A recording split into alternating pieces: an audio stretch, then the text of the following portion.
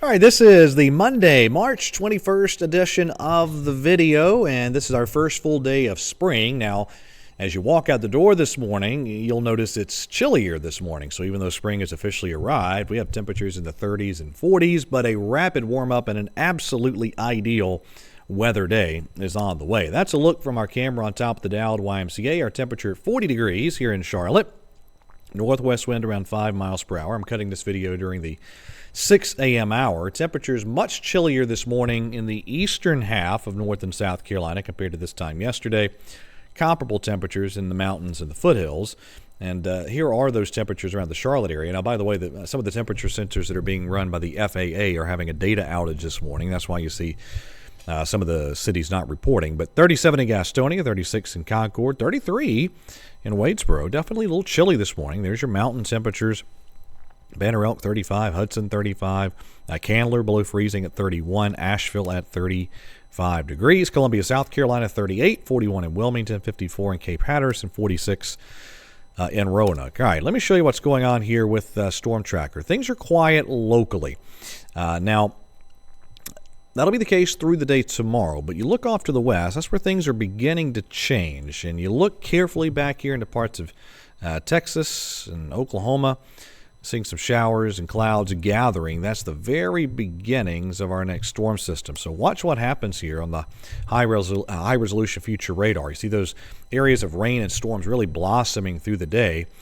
And this will probably be day one of what could be at least 2 and potentially 3-day outbreak of severe weather. Big storms firing in eastern Texas by this evening, and that is where you see today's severe weather outlook at its most high level, or its highest level for the day, a level 3 threat, much of eastern Texas and western Louisiana. Places like Dallas and Shreveport and Houston, Austin included in that level 3 risk. Tomorrow, that severe weather threat works eastward, and you're up to a level 4 risk of severe weather for places like Jackson, Mississippi, Meridian, toward Baton Rouge and Natchez, Mississippi. And the risk areas decrease in levels and expand out from there surrounding that level 4 risk. Could be a nasty outbreak of severe weather focused around the lower Mississippi Valley and surrounding areas tomorrow. And then that system gets into the Carolinas Wednesday. Now, the system will be weakening. I'll show you what's happening in the upper levels in just a moment. But the system will be weakening as it works on in. So it is going to be a less favorable setup for severe weather in the Carolinas compared to what happens to the west of us over the next couple of days. Having said that, we will need to monitor the thunderstorms on Wednesday. Could be a couple at least that push strong to severe limits. Now, today, gorgeous weather day. No problems at all. Look at these highs this afternoon. 72 in Charlotte, 73 in Columbia, 63 in Boone, 70 in Wilmington. Just ideal stuff. There's your Charlotte area high temperatures. A lot of low 70s on the board. There's your mountain high temperatures this afternoon. Now, tomorrow, it'll be a wonderful weather day. I think we'll see some clouds filtering overhead, a mix of sun and clouds, but still very nice weather. And then late tomorrow night, but especially Wednesday, that's when our next storm system approaches. That's when we'll have our most significant chance for rain and thunderstorm activity, anywhere from late Tuesday night and then through the day Wednesday. Let me show you a couple things on the more detailed modeling here. All right, so let's take a look here at the vorticity chart, the 500 millibar vorticity there in the upper levels of the atmosphere. This is the European model. This is valid this evening. And you can see that big trough moving from the southwest into Texas, and that's going to cause today's round of severe weather there in parts of Texas and Louisiana, some surrounding zones. Now let's go out in time. All right, there we are tomorrow evening. Kind of a neutral tilt to the trough. When you have a trough tilted straight up and down, north to south, that's a neutral tilt. When you have it tilted, say, northwest to southeast, that's a negative tilt, and vice versa. When it's northeast to southwest, that's a positive tilt. And watch the orientation of this trough as we go from tomorrow into Wednesday. That is Wednesday evening right there.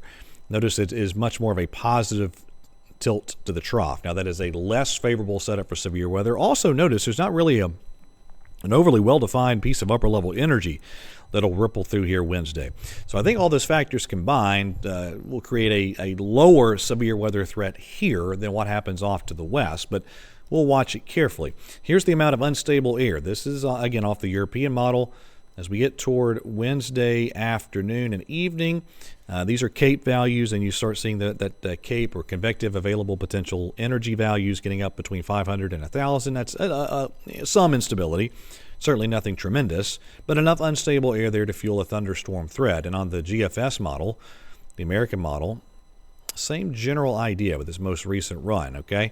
So I don't think it's an overly dynamic or an overly threatening severe weather look at this point. Now, things could change, but as it stands right now, this does not have the look of a Carolina severe weather outbreak to me. But it is a situation where we could see a few storms that push strong to severe limits as we make our way through the day Wednesday, and we will watch that very carefully.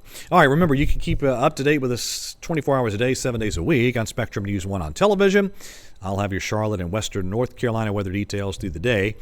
And also, of course, that Spectrum News app is there for you. A lot of great content there right within the app. Be sure and check it out. All right, that's it for the latest edition of the video. Everybody have a wonderful Monday, and God bless.